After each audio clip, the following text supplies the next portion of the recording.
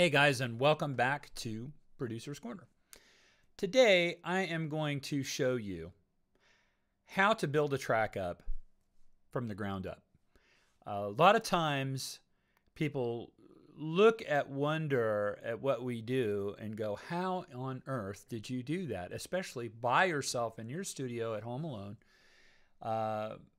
And you know, it mystifies a lot of people how so much music had come out of out of an unknown place, a place that they don't understand. But I'm going to show you how to build up a track. I'm just going to make up something on the fly here, take you along on this little journey with me. Right now, I'm just going to do an intro, maybe a verse, intro verse, but I'm going to show you just kind of the elements of building up this track. Philosophically speaking, I'm not going to give you the specific details of how to, for your DAW. I don't know what DAW you're using. I really don't care. You could be using GarageBand for all I care. I don't care.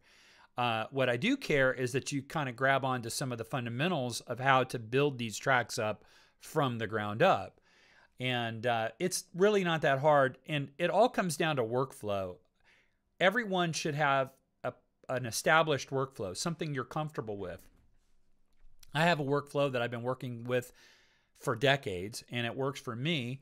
And, you know, sometimes it's confusing. As a songwriter, I usually write the music before I ever write a melody or words or anything. It's very rare for me to write the words and music together. I just don't do that. I write the music and say, music, what are you about? And then go write the words. And that's worked out well for me. But, you know, some people don't do that. They get in their guitar and they noodle and they kind of come up with things at the same time. But even if you did that, my workflow would still work for you in terms of building up the track. So what I'm going to do is I'm going to just kind of show you my workflow on how to get from point A to point B in terms of a track. The first thing I'm going to do is I got to come up with an idea. So what I'm going to do is I usually start with keyboard. That's my main instrument.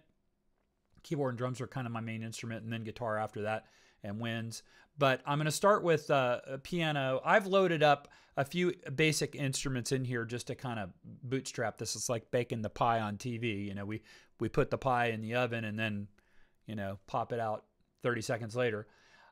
Anyway, I've baked a little bit of the pie here by just bringing up some samples that I feel comfortable with in terms of building this track up. The first I'm going to do is go trigger my keyboard. I'm using Addictive Keys. I love this. If you guys don't know this, I have a ton of piano models, and this is my very, very favorite. I'm using the Addictive Keys Modern Upright for this particular thing because it's kind of inspiring to come up with a little bit more of a modern pop, adult contemporary kind of sound. Anyway, and I usually try to get inspired by whatever patches or plugins I'm working with. So let's see. I'm gonna just try to invent a little riff here if I can. Okay, let's see. Yeah. All right, let's see.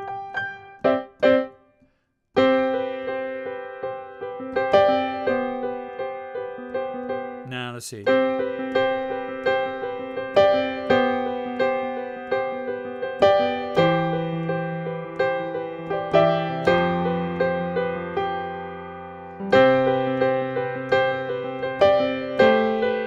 Oh, I like that.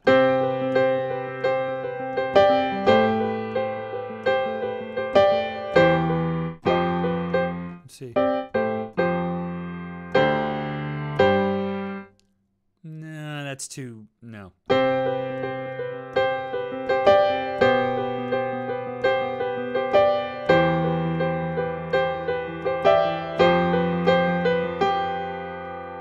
Okay, let's go with that.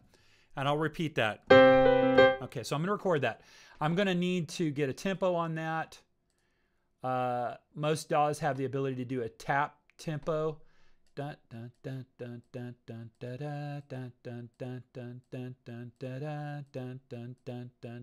85 maybe. Let's bring up the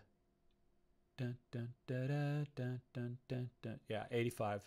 Okay, so let's go with that. I'm going to invoke my metronome, my click track, so that I can hear and stay on track with this. and I'm going to do a 4-count click, 4-count in before I start playing. Let me remember that pattern.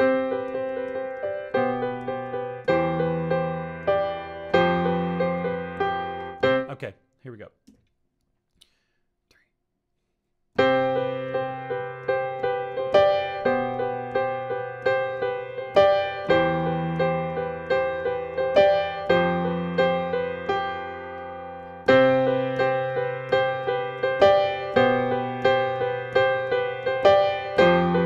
I messed up. That's okay. This is how this goes. Actually, you know what? I'm just going to reuse that first part over again. I'm going to copy and paste it, okay? Because for what I'm going to do, it's fine. Actually, though, I'm going to quantize it first. I'm going to make sure it lines up really well with the track. Let's see what we got here. Double click and check the MIDI out. Okay, let's see how that looks. 2, 3, 4.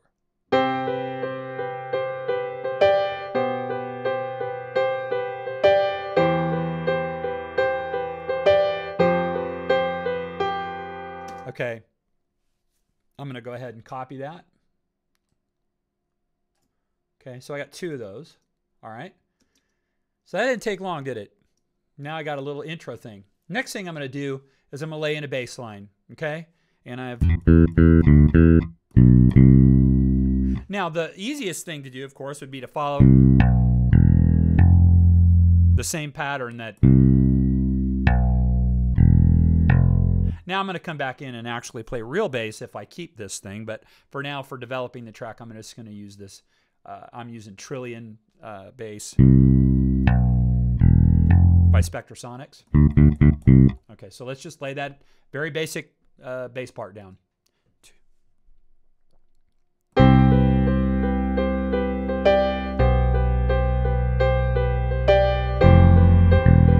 I messed up. Okay, here we go. 3, 4.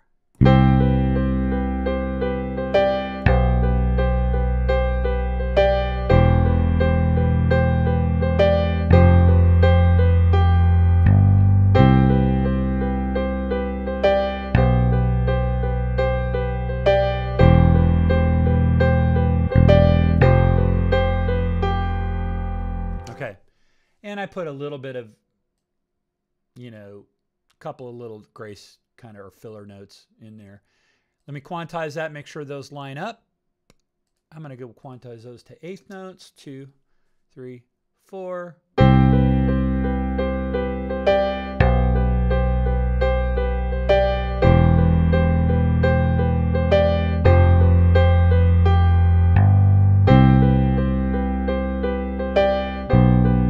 Okay, cool. All right, next I'm going to go in drums. Now, for drums, a lot of people don't play drums, and it's hard for them to program drums. I'm actually a drummer, so it's not hard for me to program drums or play them. But when I am first working out a song, I will usually go in and lay down a pre-recorded groove, a MIDI groove that Slate Digital has just such a great selection, a great palette of things to choose from. So, actually, that's pretty cool.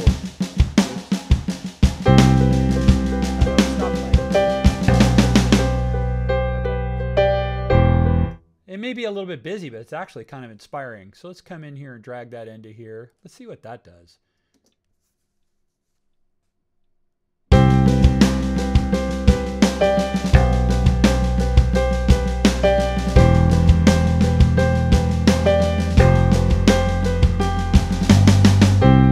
I think that's really cool. So let's go with that. So now I've got keyboard, bass, drums. Now let's put a little bit of ear candy in there, but let's find something that's going to work. I brought up Omnisphere, which is a great granular synth. Okay.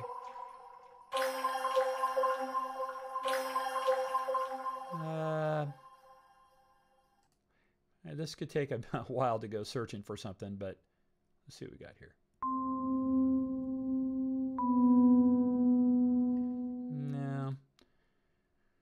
And this is part of the process.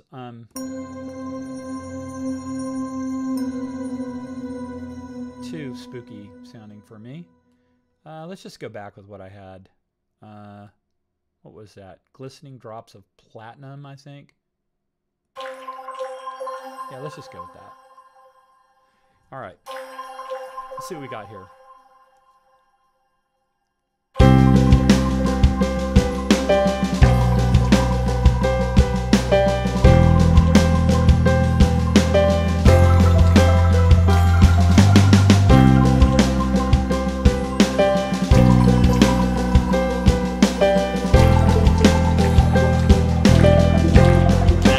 Stupid. Here we go. Let's just make it simpler.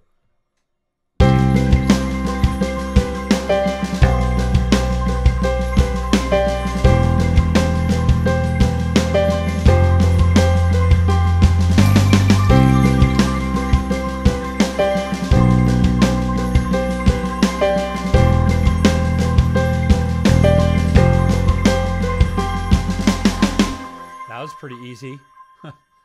2 notes during the whole thing. And a lot of times when if you're doing like a pop or adult contemporary track, you really want to keep it simple. It's not that difficult. I like to add a lot of strings. So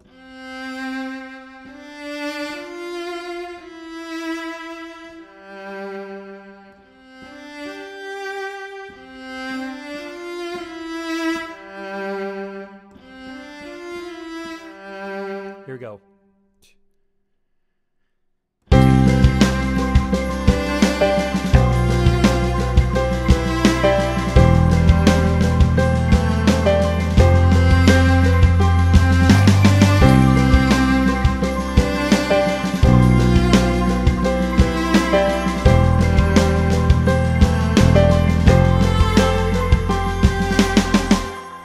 Very simple, just something to fill that thing in. Let's go ahead and tighten that up, quantize it so that everything is just really tight to the groove. 2, 3, 4.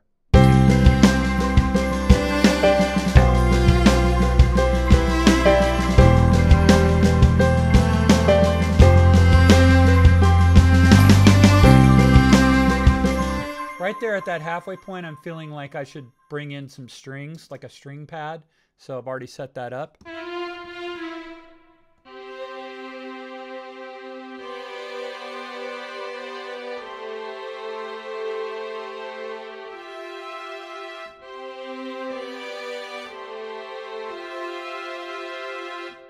Okay.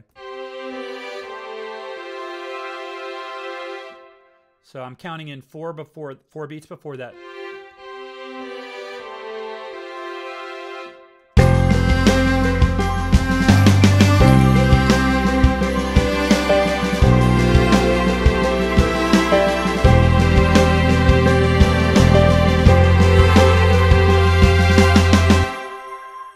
I kind of double speeded on that.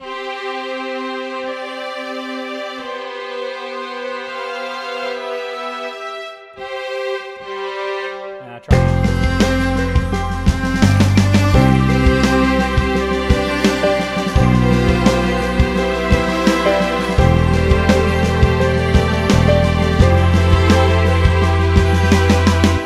That's kind of cool.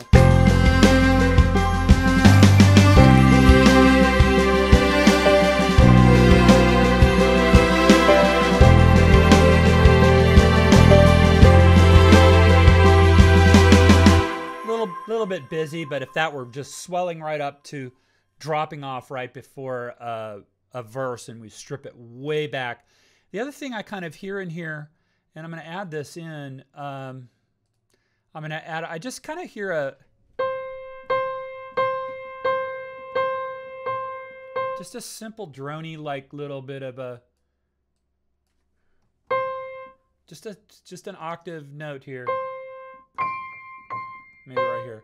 Let's try that.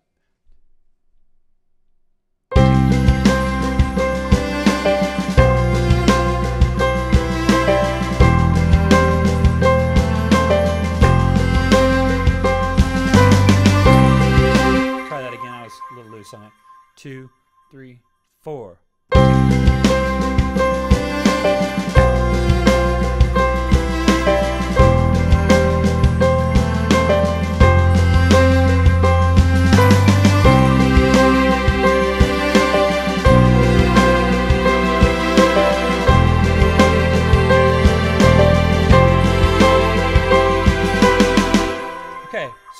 a nice intro. Go ahead and quantize that up a little bit. Actually, when I quantize this one, region, quantize, because I might actually keep this. I'm going to go ahead and randomize that a little bit to let it not hit it like a 2% randomization is going to make it not so mechanical, and they'll hit, one will hit before the other and the other hit, and it'll sound a little more natural. 2, 3.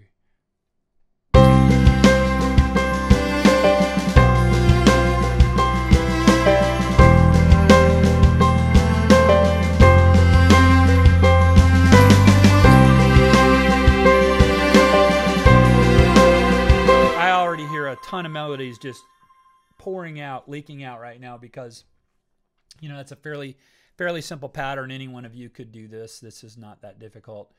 It's really just kind of like knowing, a lot of people when they sit down and they try to record something, they're just going to play these, they're just going to come in and play block chords. Wow,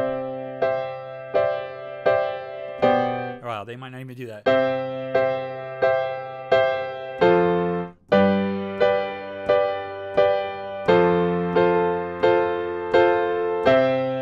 That actually might be cool. If I if I mute these two, let me play that. Here, I'm going to criticize people for that.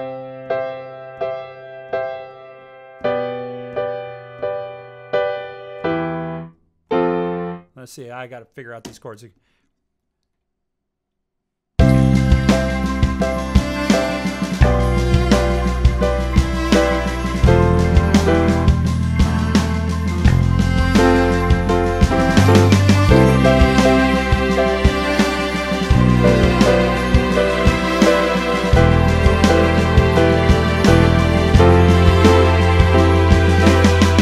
Something like that, but that would be very Daniel Powdery or Had a Bad Day kind of thing.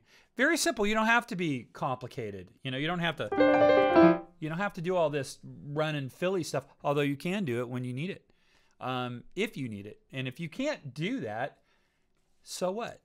Who cares? You don't need to do that. You can keep it simple. I mean, in fact, some of the very best, hookiest songs are the simplest songs you've ever heard, and they just there are songs like, what was it? Creedence Clearwater Revival did song, with one chord during the whole thing, and it was a hit. So it's not, you don't have to have all these super complicated chord progressions. I like super complicated chord progressions when it's appropriate, but for the most part, if you're singing this really just kind of pure song from your heart, you don't need a lot of complicated things. This seems pretty simple, and it didn't take that long to do. From here, I would go ahead and bring it down, do a verse, and then figure out what's going to do that transitional pre-chorus into a chorus, probably elevate it a little bit dynamically. And I actually may do a part 2 of this and show you where I'm working out on the chorus. But anyway, let me just kind of back up and show you what break down what we did. We came in here and we layered multiple tracks in the DAW. Whatever that DAW is, could be GarageBand, could be Digital Performer, which is my favorite. Studio One, Pro Tools, I don't really care. Ableton, doesn't matter. Whatever it is, know in your workflow what the elements are that you're going to use. I'm going to use usually a keyboard of some sort, bass, drums, guitar. I usually do a lot of guitar, acoustic, and electric, but on this one I would come in with those pretty much at the end unless I wrote the song on acoustic or electric, had an electric riff and laid that down and then filled everything in behind it. But build the track up. For me, it's usually starts with piano, bass, drums in that order usually, and then I'll put in some ear candy with a synthesizer that has some stereoscopy to it, some interesting little sonic things. And then, I do go traditional quite a bit. I use cello and strings in a lot of the things. I even use horns. French horn I really love, especially if I'm doing this big orchestral swell. We'll bring in some low horns and French horns and a full, horn section sometimes to fill. A lot of timpani rolls and gong washes and things like that for transitioning into these bigger epic sorts of things. But for this, you know, it's just really simple. This whole song could just, you know, really work out to be a real simple song, but have enough hookiness to it and repetition that people can learn it quickly in their mind and they go, oh, and then they can identify it fairly quickly as well. So let's just listen to it one more time and see what we came up with. Oh, let me get rid of that click track. So ugly.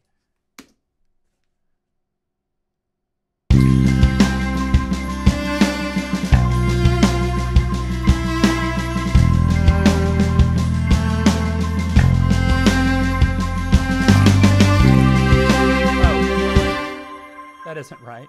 That's without the piano. We're missing the first part of this. Let's try that again.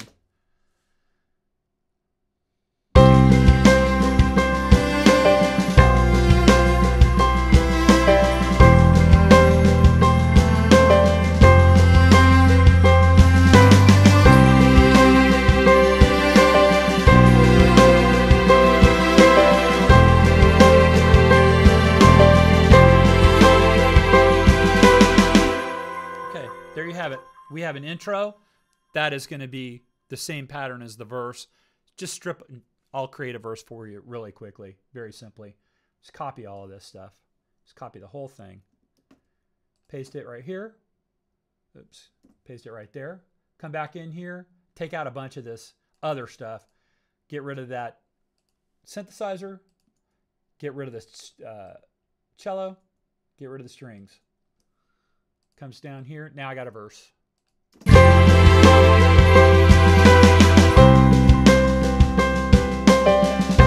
know, whatever the melody can